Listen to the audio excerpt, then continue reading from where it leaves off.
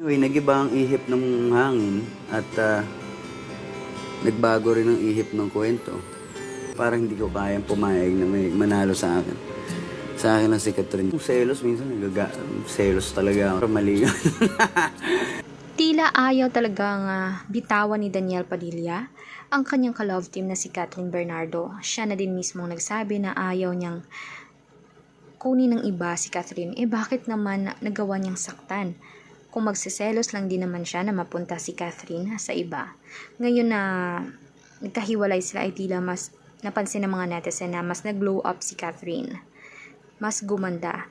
Matapos silang mag-usap ng masinsina ni Andrea na tila lasing na lasing pa pala si Andrea nang makipagkita sa kanya at sinabing nag-cheat talaga si Daniel sa harapan pa niya. Hindi lang alam ng family ni Catherine at ni Catherine mismo na sa harapan pala niya habang nakikita si Daniel ay nag-cheat na pala sila ni Andrea. Si Andrea na mismo ang umamin yan kay Catherine dahil nga tila nade-depress umano siya sa mga pangbabash ng mga tao, ng mga fans ni Catherine sa kanya.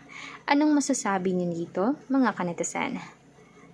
For more videos updates, mag-subscribe, i-like ang video at i-share na.